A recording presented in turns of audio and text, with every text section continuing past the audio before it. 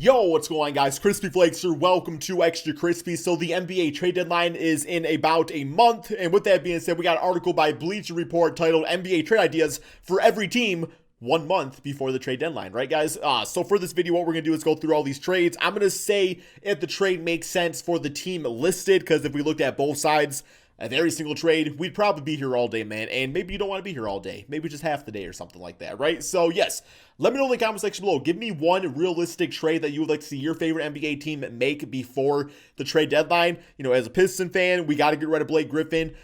Any sort of trade that involves us getting expiring contracts, I'm down for. I know I worked out a trade before, man, with the Miami Heat where it was like Kelly Olynyk and Andre Iguodala, in which Iguodala would get bought out and hopefully, well, maybe return to the Miami Heat, right? I wouldn't really care either way as a Piston fan, but yes. So here we go. Let's go through these and see what these are all about. The first team we have is the Atlanta Hawks. Of course, the coach was just fired and everything.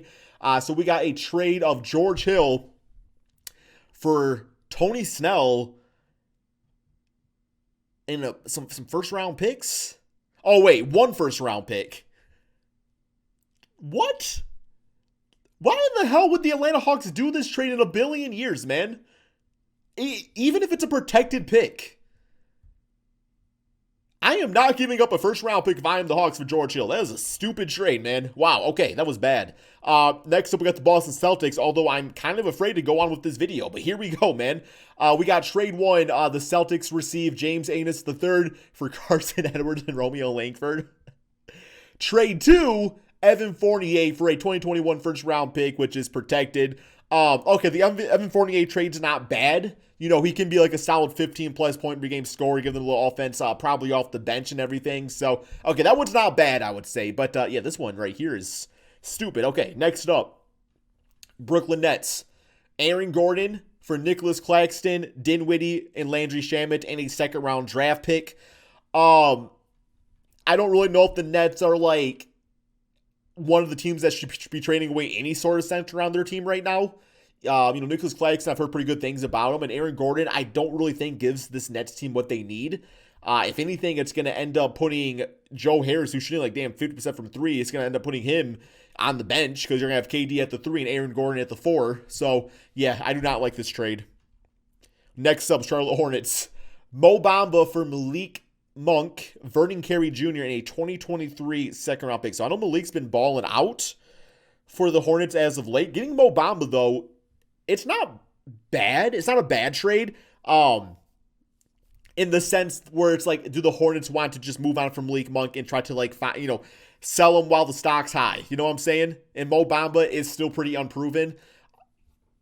But then again, you're also giving him Vernon Carey Jr., who could be something in the NBA. I'm going to say yet again, I would not do this trade. Malik Monk is looking like he's breaking out kind of, right, man? Okay, next up we got the Chicago Bulls. Garrett Temple for Carson Edwards and Javonte Green. Sure, I would do this trade, I guess, if I'm the Bulls. Why not? We also got Thaddeus Young for a first-round draft pick going to the Celtics. I think this one probably makes most sense for both sides. Thaddeus Young, nice veteran on the Celtics, would help them out, in a small-term run, and the Bulls get a pick for him. So, okay, I like that one better. Okay, next up, although Thaddeus had been nice as of late, so maybe also tossing Carson Edwards. Okay, Cleveland Cavaliers, James Johnson, Dwight Powell, 2025 first-round pick with protections for Andre Drummond. Yes, I would definitely do this trade. This is a hell of a lot better load for Drummond than the Pistons got. We got Brandon Knight and John Henson, like a second-round pick. So the fact that you're getting a first-round pick at all, even if it's protected, is worth it. Dwight Powell is still a pretty decent NBA player when healthy and stuff, and James Johnson probably bought out at that point, right? Okay, next up we got the Dallas Mavericks of Oladipo for Josh Green, James Johnson, and a first-round pick. I would not do this trade because it sounds like Victor, unless Oladipo instantly agreed to an extension, but otherwise it sounds like he wants to be on the Miami Heat, so I'm not giving up, assets for a guy that might not even want to be there. But as far as the fit goes, he would fit nicely alongside Luka. I do like that aspect of it if he bought into the system, though. If he buys in, signs the extension, I do the trade. Okay, next we got the Denver Nuggets of Iguodala and Duncan Robinson for Will Barton and Bol Bol. Sure, I guess it's not bad. Iguodala gives them the veteran leadership, and getting Duncan Robinson, I think, would be the big part of this trade. But at the same time, I don't know if they really want to give on Bol Bol, but even at the same time, I don't really know what Bol Bol's fit on this team is in long term anyway.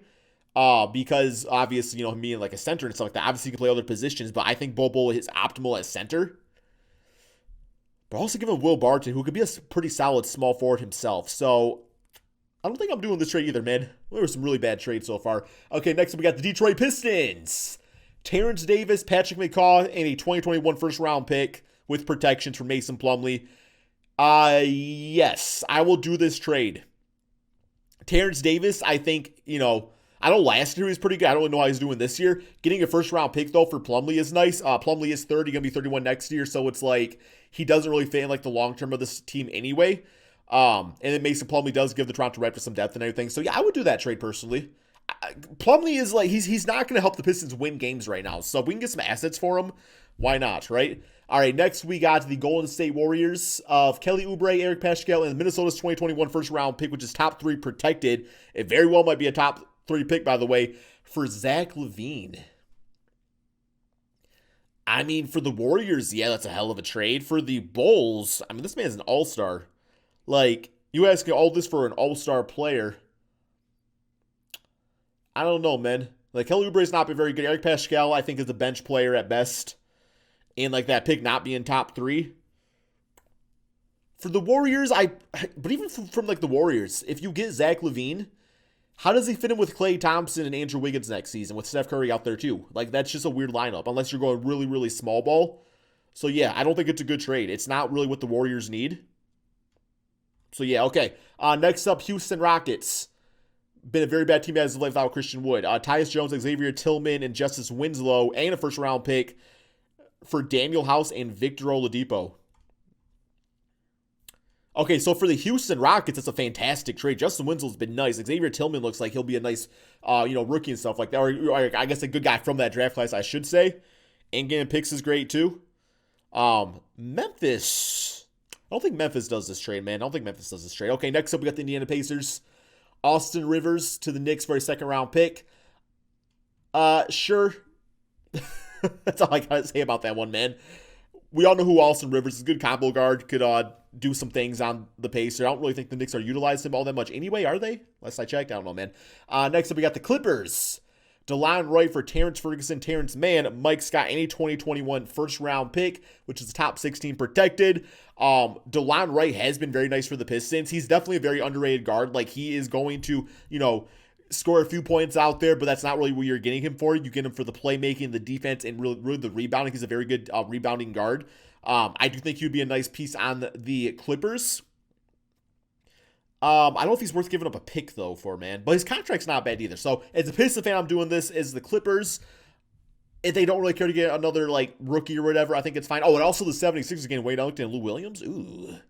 So, you got to give up Lou also. I mean, DeLon Wright would be a nice player for the Clippers, but they are giving up quite a bit here. I guess not really, because some of these players are coming from the 76ers. I like the trade, and the 76ers get some shooting with Wayne Ellington and Lou Williams. Okay, let's do the trade. Lakers up next. Wayne Ellington for Alfonso McKinney and a 2023 second-round pick. So 2 second-round picks. For the Lakers, I actually think this is not a bad trade. Wayne Ellington is like a 10-point per game scorer at about 41% from 3 in limited minutes. So, yeah, you get your guys, some 3-point shooting on that squad. Okay, Memphis Grizzlies. Buddy Hield for Gorju Dieng and Justice Winslow. No, not doing this. No reason to. Bad trade. Miami Heat. Al-Farouq Aminu, Gary Clark, Evan Fournier from Myers Leonard, Kendrick Nunn, KZ Opala, and Kelly Olynyk. That's pretty solid. Evan Fournier, like I was saying before, is just like a good scoring guard. Giving up Kendrick Nunn kind of sucks, and Opala, because he could really be something in the NBA. But I think for the short term, it's not a bad move. Long term, obviously, can be argued about based off KZ Opala and what he could end up. For the Magic, too, get 2 young players out of it. It's not bad. Okay, next up, Milwaukee Bucks. We got PJ Tucker for DJ Augustine, a 2023 second-round pick. I would do this trade. PJ seems like a guy that would just fit in naturally on the Bucks. Just being like a corner 3-point shooter, playing some defense and stuff. Would be nice, Giannis getting to the basket. So I would do that trade. Next up, we got the Timberwolves of Aaron Gordon for Jarrett Culver, Juan Hernan-Gomez, Josh Okogie, and 2022 second-round pick. The Timberwolves do need a power forward.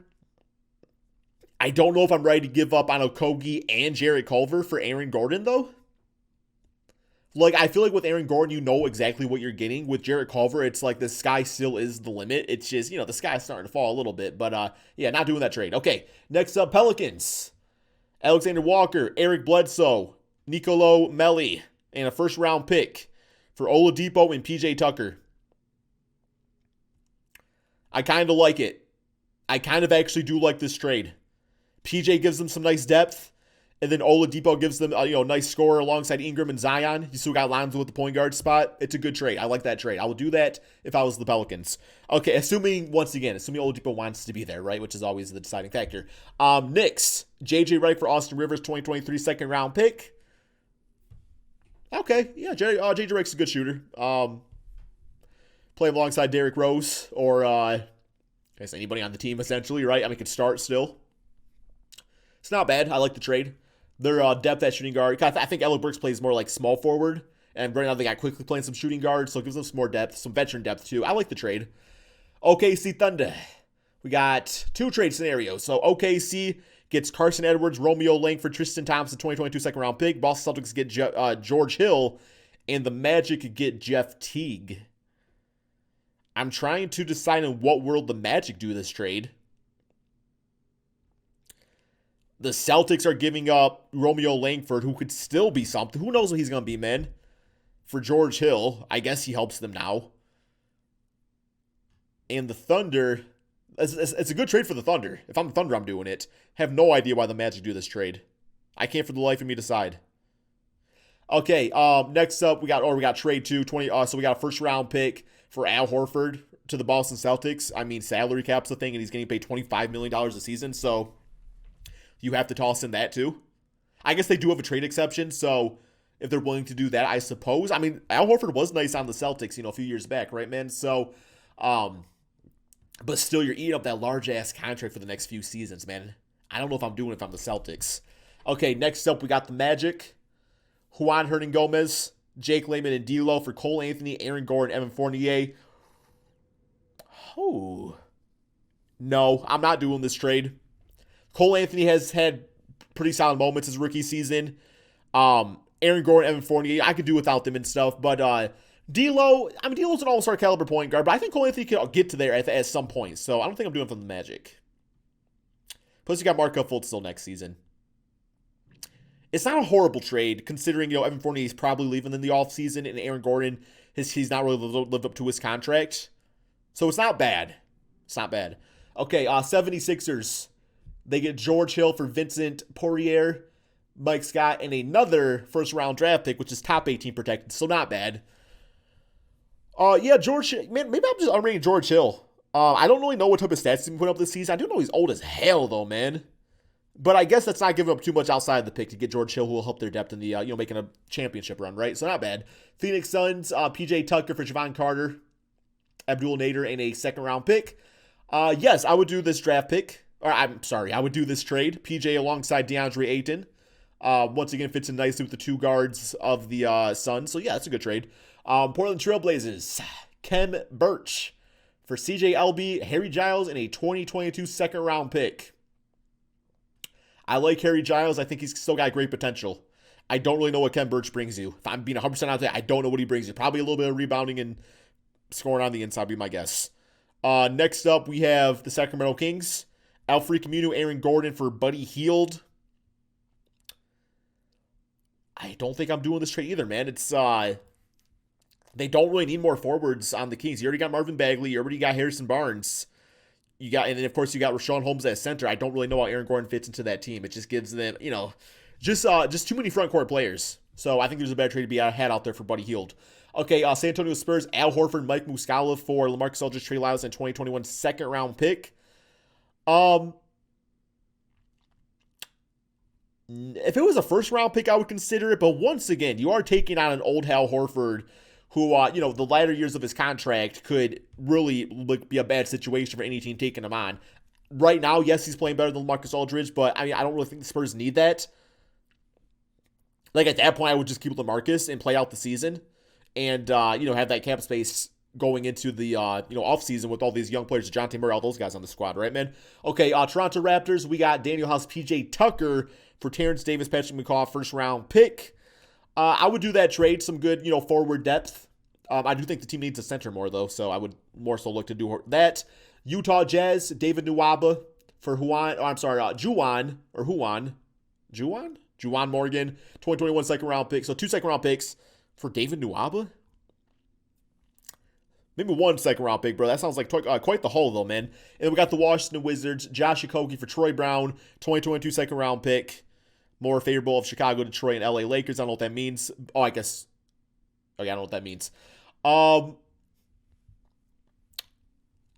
actually like Troy Brown. I feel like he's not always given the biggest chance on the Wizards, so maybe that would be a good opportunity for him to like play on the Timberwolves and stuff more. And then Josh Okogie gives you like some defense that he would be like the Bruce Brown of this team, playing all for Bradley Beal and Russell Westbrook, which could be nice. So, okay, I'll do that trade. Why not, man? We'll do the trade. You'll end this video on a good note. What do y'all think about these trades, man? Let me know in the comment section. Well, I know I shot down a lot of them. A lot of them did not really seem all that good to me, but that's just my opinion. But that's all we got. Thank you all so much for watching, and peace out, my friends.